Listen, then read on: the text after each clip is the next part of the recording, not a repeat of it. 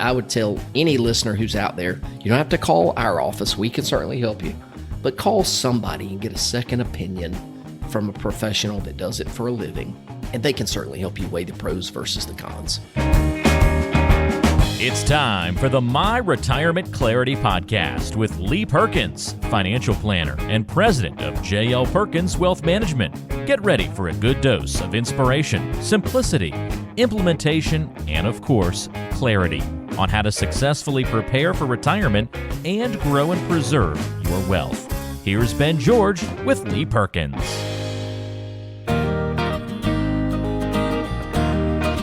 Welcome into My Retirement Clarity. Glad to have you back on the show as we go through some financial planning lessons from the classroom. Lee, what's going on today? Man, so we're talking classroom financial stuff, and boy, my wife and daughter they are ready for summer to be over. So we record this on, May the 15th. They got about maybe a week and a half left of school. They could tell you to the day how many days they have left, but they're itching to be done so they can start summer. So yeah, that's kind of what is on the top of our plate right now. I was gonna say this topic kind of hits pretty close to home right now, huh? It does. And Pam actually overheard me prepping for this show the other day, and she was like, I can relate. I can definitely relate. It's almost like you got these lessons straight from her, what she's been dealing with. But we'll apply them today to financial planning. As always, we'll do that with Lee Perkins. He is owner and financial advisor at J.L. Perkins Wealth Management there in Macon, Georgia. And you can find us online, myretirementclarity.com. And as always, the best way to schedule a meeting with Lee, if you like to do that, is just go to talkwithlee.com. It's the most simple way to get on his calendar, find a time that works for you, and boom, you're off and running. All right, Lee, let's jump into this today. And the first thing when I think of class and school, I think everyone agrees homework's the first thing that comes to mind, and nobody really enjoys having work to do when they go home, right? So how do we take this and apply it to financial planning? Yeah.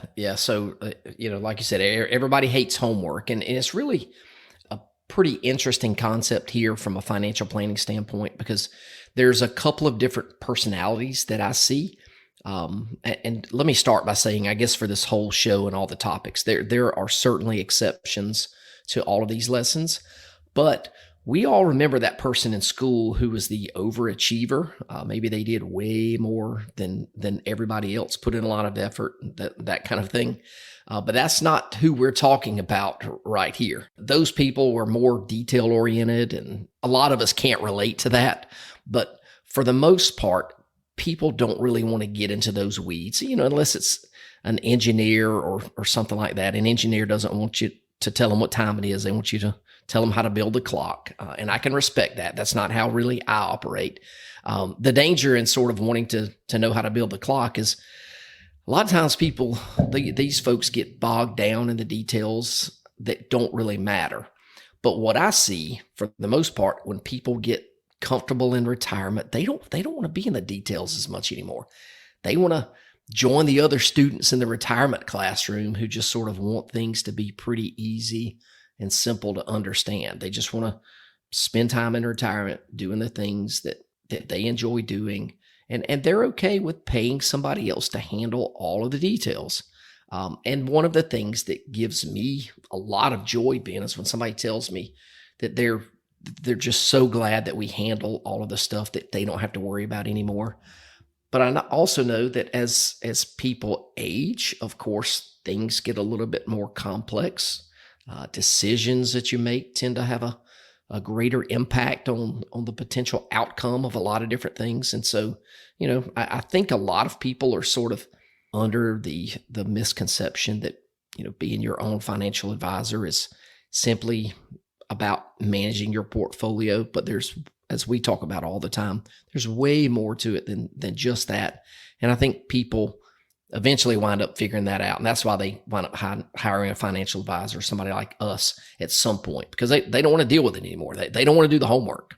Nope, they do not want to do the homework, indeed. Our next lesson here, too, is standardized testing. It's been kind of the basic way that we figure out if someone's learned or how they've learned or what they know. But standardized testing, while it does have its application, it's not always the best way, because not everybody learns that way, or not everybody's a good test taker, right? And it's all about building something that works for the student, right? So how do you look at standardized testing not being ideal a lot of ways in education and in the classroom, and then take that to your office? Yeah. So in the financial planning world, we think of, or this is how I think of it. I think of standardized testing as sort of cookie cutter planning, meaning everybody gets the same thing. And you'll see this in some of the large national wirehouse firms. They train their advisors really heavily on products because the investment is really all they're showcasing. And honestly, that's the thing that attracts a lot of people. And that's why most money is with these wirehouse firms, because it is the shiny thing that people chase, is all about the investment and how much money can I make and all those kind of things. But what we see is people eventually graduate from these wirehouse firms and they realize that there's way more to financial planning than just buying stocks and bonds and having a cookie cutter portfolio of a 60% equity, 60% bonds, or whatever it is. So in our office, of course, we've got a process that we take everybody through. And, to the untrained eye, even though the process is the same for everybody who comes in the door, the planning advice that we give, it's customized for every single person. The portfolios are different for every single person, depending on their age and stage and what they're trying to accomplish. The whole one size fits all thing that advice is definitely not ideal. And so, when you could just look at it when you think about, or when you see articles that are published in financial media outlets, they typically are based on some of the same concepts. Will $1 million get me? Is that enough in retirement? And they do a whole subject of articles on that. And that article, that subject can be basically done every single year. And there's a whole new crop of people that are like, that's all I got to have is $1 million. Having $1 million is something I guess you could say that's sort of like having a standardized test, because people say, hey, $1 million is all you need. And that's what everybody needs. It's absolutely not what everybody needs. So, but sometimes that's what my industry tells you. Have $1 million, have this cookie cutter portfolio, and you'll be good. But that's not how it works in the real world. Hey folks, Lee Perkins here. If you've listened to this podcast for any amount of time, you know how much I hate taxes, and I know you probably do too. Our politicians are completely out of control. Their spending is off the chart, and you've got to be prepared for increasing taxes in the future. So we've written a book called Diffuse: 7 Steps to Protecting Your 401k or IRA from the Ticking Tax Time Bomb. You're going to want to grab a copy of this book and learn how you can protect yourself. Then you'll have to decide if you want to take action right now, or if you'd rather wait until the IRS changes the rules of the game. Either way, the choice is yours. To get a free copy of the book, just text the word diffuse to 478-475-2050. That's DEFUSE to 478-475-2050. And we'll send you a free copy. Thanks again for listening. Now back to the show. Talking about financial planning lessons from the classroom. And this is a good lesson next up here, number 3, Lee. This is one that we can really, everything in life has pros and cons, but especially with teaching, right? The pros are you get the summers off, you got a pretty nice schedule, but the cons are it's a tough job, right? You're always grading papers, you're dealing with students, it can be unruly, you're probably not getting paid enough. But everything in life is that way, right? And I'm sure financial planning is so much the same. There are pros and cons to so much of what you do. That's correct. Now, early on, as the spouse of a teacher, I learned the quickest way to get Pam all riled up was say, hey, you've got it pretty easy. You got a pretty good gig because you get off work, every day at 3:30 and you get 3 months off during the summer. I only said that one time to her, and I quickly learned that was not a wise thing to do. So, but anyway, yeah, you ask any teacher if this is how it is in the real world, they'll tell you quickly in a very stern way that it's not as easy as it sounds. But yeah, right, you're right. Everything has its pros and cons, and from a financial planning standpoint, it's really no different when it comes, especially to the products that are used. No matter what it is, no matter what investment it is, it's just a tool. So whether it's a stock or a bond or a mutual fund or an annuity or an ETF or some type of insurance policy, whatever it is, They're just tools. And all these tools can be used, to reach a certain outcome. But the reality is there is no perfect tool. Owning an individual stock could certainly have a lot of pros, but it's also got a lot of cons. I mean, you can make a lot of money being in one company, or you can lose a lot of money in being in one company. So you have to determine what's more important to you. Pretty much everything has its own pros and cons. And at the end of the day, really what everybody needs is somebody to help them make the best decision in their situation, weighing those pros versus the cons, and somebody that's not too close to the situation. This is why sometimes it's easy to get bad advice from a family member, because they're too close. They're too connected in some different way. So I would tell any listener who's out there, you don't have to call our office. We can certainly help you, but call somebody and get a second opinion from a professional that does it for a living. And they can certainly help you weigh the pros versus the cons. All right. I know one tool that's very helpful for people on this podcast for people listening is the book that you offer too, Lee. Before we continue to move on, I want to remind people that you can give them the opportunity to get that book that you put together. Yes, there are no cons to ordering this book. So yes, a short book on taxes that we wrote called Diffuse, 7 Steps to Diffusing the IRS Ticking Tax Time Bomb. So it's all about how to prepare for increasing taxes in the future. And if you want a copy of the book, just text the word diffuse to 478-475-2050. We've been doing this now for maybe 2 years, and people order the book every week. So we'll continue to do that. We've got some other things that we're working on and we may change up going and maybe in the near future. We'll see. I won't reveal too much of that now. But yeah, if you want a copy of that book, it's easy to get. Text diffuse, DEFUSE, to 478-475-2050. All right. Next lesson we learned from the classroom. Every lesson plan is built around the target audience, right? The kids. How old are they? You can't teach calculus to a kid in elementary school, right? You got to progress them along and apply the lessons that are most important to them at that time. Retirement planning, very simple, simply the same thing, right, Lee? I mean, as people get older, the lessons that you have to apply and the conversations you have to have change.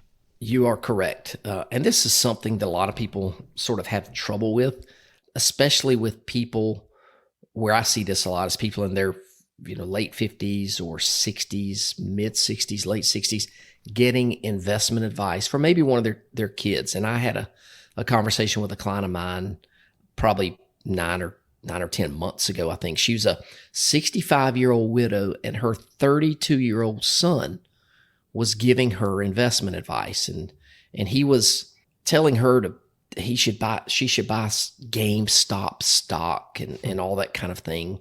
And it was clear he was giving her investment advice based on what somebody his age would do. So it wasn't age appropriate advice. And so that's certainly one of the things that we take into consideration every time we meet with somebody. We want to make sure that we're giving age appropriate advice. I'm not going to tell a 65-year-old lady to go buy GameStop stock. I'm not going to do it. So, and we're also not giving, no, we don't meet with a lot of people who are in their 30s at this point. It could be something that we add in the future, but from a practical standpoint, we see people that are, usually over the age of 50 and older, but I'm not giving the same advice to a 55-year-old as I do a 75-year-old. Even they could both be retired. Their situations are usually going to be completely different. And because there's honestly, there are challenges that a 75-year-old faces that a 55-year-old simply is not going to face for a long time. So the advice that we give has to be tailored based on the person. And also you can't just say that because somebody is a certain age, they fit into this mold or fit into this box. That's where, I think I did an episode on robo advising, maybe 2 episodes ago. That's why I don't think we will ever be replaced by robots, because a robot is probably only going to look at somebody's age and make a recommendation based on that. And boy, I've met 70-year-olds that invest like they're 35 and they're okay with that. And I've met 35-year-olds who invest like they're 70 years old and they're okay with that too. So Yeah, it's got to be age appropriate, but you got to know the details of the person. All right, one last lesson I want to share from the classroom, and it's a great one, and probably one lesson that people listening right now probably understand, Lee, and that's lifelong learning is a great habit to develop. Yeah, we always tell our clients that we can teach them as much as they want to learn. Some people are more eager to learn, and some people would rather just know that we're going to handle things and they're going to be okay. So one of the things that we've sort of recently implemented is something that we call our Retirement Clarity University. It's an online training portal that we're building out so that we can continue to educate our clients in a variety of different financial planning ways and on different subjects and different topics. A lot of the things that we touch on today may not be relative or not relative. They may not be relevant for them right now, but maybe it will be in 3 or 4 years. And when that happens, they can access this information 24/7. We've actually had this training portal up for a little while now with a course called Know Your Number. And any listener to the podcast can actually go to our website and click on the word clients that is in the top right-hand part of the website. And once you're there, you'll see a course called Know Your Number. And it's a 3-part course with videos and downloads, a lot of just really helpful information. And when you click it, you'll see it's listed for $247, but there's a coupon code the coupon code is Know Your Number, and just click on that coupon code, put it in there. The price goes away and you can access that course for free. So it's a great resource for listeners to the podcast, but it's going to continue to be a great way for us to continue to teach our clients at whatever pace they want to go at. Now, we're not going to mail out graduation certificates or anything like that, because I don't know that anybody wants that. But anyway, it's just something that we're doing there. I think it's a great way for us to equip our clients. Yeah, you guys always do a good job of keeping people involved and providing them with as much information and tools and resources as possible. This podcast just being one of them. But if you have questions for Lee and want to follow up with him, just go to talkwithlee.com. You can schedule a meeting right there through that website right now, talkwithlee.com. All right, time now to go into the mailbag a little bit and answer a couple questions. I got 2 I want to run by you today, Lee. Let's start with Mel and Macon. Says, I've been trying to pay off my house early so I don't have a mortgage when I retire later this year. But at this point, it looks like I'll still have payments for another 10 to 12 months after retirement. Should I just keep working until it's paid off? Mel, great question. And it's a question that I get all the time. And I think it's a really cool goal to have your mortgage paid off before you retire. But man, there's absolutely no way that I'm going to work another year so I can say that my house is paid off when I retire. Retire when you're ready, and just if you're ready right now, go ahead and retire. If you've got a mortgage for another year, that's fine. Go ahead and start enjoying your retirement. Don't give your company an additional year of your life if you don't have to. And another thing to remember that sometimes people overlook, if you've only got 9, 10, 12 months left on a mortgage, it's not very likely you're paying a whole lot of interest at this point. Most of your payments probably going to principal. So yeah, I'd pull the trigger, retire, and have a mortgage for a little while. So thank you for the question, Mel. And of course, I hope you enjoy that retirement and enjoy it soon. All right. Abigail in Birmingham, my hometown, is next up. My parents are going to purchase a house as they begin retirement, but most good houses in their area are just a bit out of their price range, and they don't want to take out a mortgage. Are there any options where I can lend them money? I don't know if their pride will allow them to accept it as a gift, so maybe I can loan them the money. But how does that work? Even if it's possible? Have you helped people navigate this before?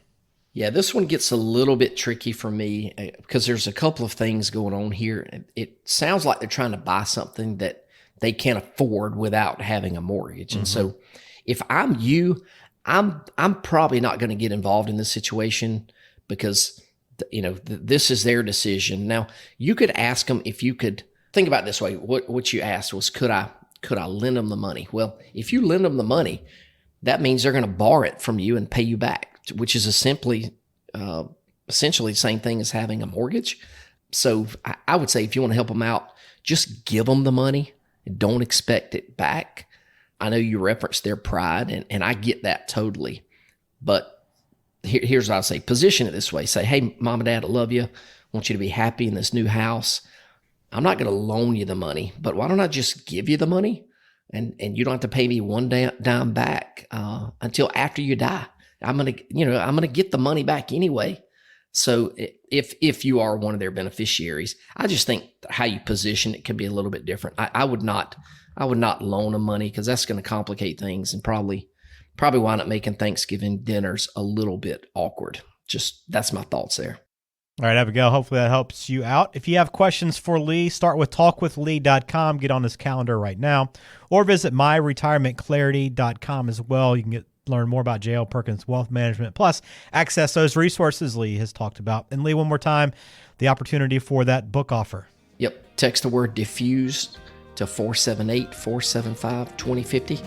Give us a name and a good shipping mailing address, and we'll send it right out. Outstanding. Well, thank you for being a part of this episode, and good luck with all the family finishing up schooling right now, Lee. And best of luck to you. I appreciate it, man. Thanks a lot. Hope y'all have a great one as well. Lee Perkins here, and I want to thank you so much for tuning into the show today. If you like our podcast, we would be honored if you would share the show with others. And one great way to do that is by posting the show to your social media pages or by just telling others about it. Either way, we would really appreciate it. And of course, if you do enjoy the show, we would appreciate it if you would give us a 5-star review. And this certainly helps other people like you find our show. And if you want to learn a little more about our firm and how we help people have the best retirement they can possibly have, go check us out at www.myretirementclarity.com. There are a lot of great resources that you can access directly on the website. And of course, if you want to have a conversation with me, you can visit www.talkwithlee.com, and this will take you directly to my calendar. And there you can schedule a 15-minute phone call so I can learn a little bit more about your situation. Of course, everybody is not a great fit for our firm, but if I think we can add value and put you in a better situation, I'll let you know, and we can certainly talk about the next steps. So thanks again for tuning into the show, and we'll catch you next time. Investment advisory services are offered by J.L. Perkins Wealth Management, a registered investment advisor and insurance agency. Information is for illustrative purposes only and does not constitute tax, legal, or investment advice. Always consult with a qualified tax, legal, or investment professional before taking any action.